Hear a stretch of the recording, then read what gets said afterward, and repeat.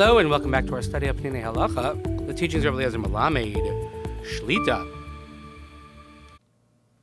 Well, we hope everyone had an enjoyable Shabbos, and here in the diaspora, northeastern United States, an enjoyable holiday weekend celebrating the birthday of the United States of America, 249 years, something we should not take for granted, especially when it comes to our religious freedom of expression, and the wonderful life that the United States of America has given to the Jewish people. Again, something that should never be lost on us, but please continue davening for Chaylei Tzvah Gan Yisrael, for Shalom L'chol Petuei Yisrael, and the safe return of our hostages. Lili Nishmat Sir and Daniel Shimon Arav Daron V'Shali Shemikim Damo. Just a programming note. I know we had a little bit of a shorter week last week because of Simchas holidays, whatnot, but we probably have about 2 weeks left in this season, and then we'll go on a bit of a summer hiatus, as I will be away. But we can certainly squeeze in 2 more weeks of learning L'Hagdil Torah L'Adir. So let's continue. Zman Vasikin v'Hainetz Meduyuk. Hainetz Hachama is Zrichas HaShemesh, Zrichas HaChama. The sunrise, or what we call Nates, is actually that, sunrise, the time when the sun actually rises. V'Avshel L'Chora Hagdora Zu Pshuta Berura Bepol Eina Davar Kein. And you would think that at the outset that this should be very simple to determine, but it's really not that way. Rashis, first of all. Meshech Aliyas HaChama the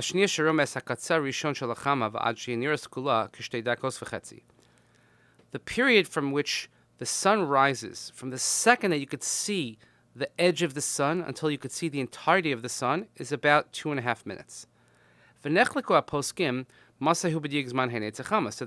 Chachamim Chazal, they have a disagreement. What is considered exactly nates?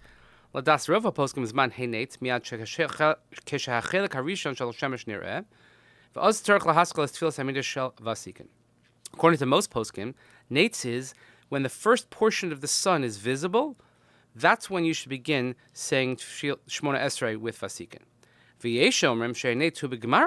And some say that nates is at the conclusion of the rising of the sun. In other words, when you could see the entirety of the sun. And some say that it's the entire period of those 2.5 minutes. V'yesh omrim shehunimshach od kama dakos, and some say that it continues even further for a few more minutes. Kozman shekarnei hashemesh adayin adumos, as long as the corners of the sun are still red. Lamaisa. So since we have so many different opinions, what do we do? Mishtadlum lechaven es tchilas hatfilah vasikin leis tchilas aleis hachama. So when we have the zman of vasikin that you'll see on a luach, usually that means that it's the beginning of the rising of the sun. But we're not extremely careful in this because there are so many other opinions. But if you're going to go to a nate's minyan, that's usually what it means, is when sunrise begins. Another thing that arises, do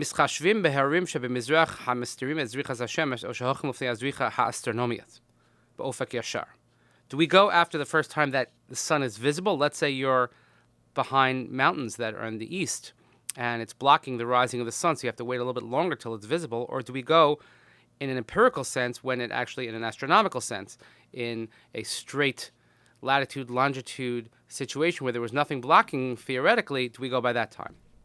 Barusha nimtza mitachas latzuk, o binyan gavoa shemastir mimenos mizrach, lo yachol liton shazricha legabav hi bizman shu atzma yiras hashemesh. So it's obviously that someone who's being blocked is, let's say you have an apartment building in front of you, you have a mountain in front of you, whatever it might be, you're underground, you don't go out there when you can see the sun, because then it may be till noon that you won't be able to see the sun.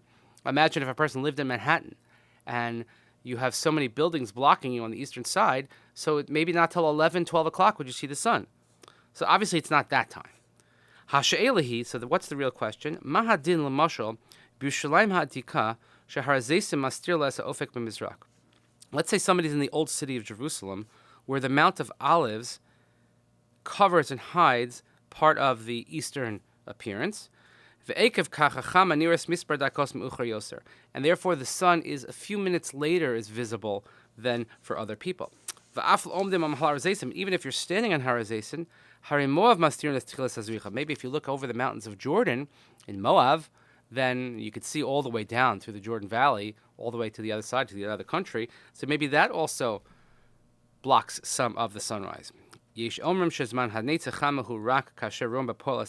say that no, only when you actually see the sun. Some say when you could see it from Har HaZeisim. Some say that you shouldn't make this calculation based on a mountain that's close by, like Har HaZeisim. Since you could walk there by foot. But rather, you have to go further away to the mountains of the Jordan Valley, or in actually Jordan itself, in Moab. So obviously there's going to be a difference in time between these two times. And some say that no, we don't take into account at all the mountains in the Mizrach, in the east. We just take an empirical sense of when the sun is actually rising. And we take that had there been no mountains, then you would be able to see the sun coming up over the horizons. So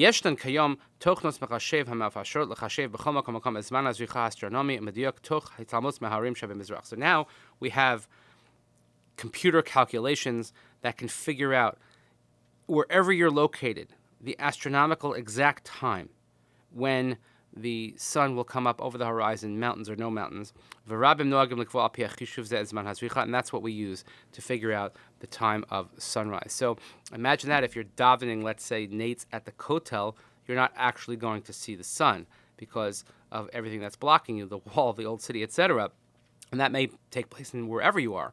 So sometimes, let's say you're davening, I don't know, you're in Florida davening on the beach facing the east, and there's nothing in front of you, so then you'll be able to calculate exactly when sunrise is. But generally speaking, when we have a sunrise minyan, a Vasikin Hanetz minyan, we will use the Zmanim chart, and that's what, and most people are davening inside anyway, they're not really looking at the sun, but that's how we figure it out. So, off to another week of learning. Thank you so much for joining us. Please continue davening for Chayei Tzvah and Yisrael for Shalom Chol Tzvui, so the safe return of our hostages. Nishmat and Daniel Shimon Rav Dervish Shem Gadamo. Thank you so much for joining us. We'll see you next time. Have a wonderful day.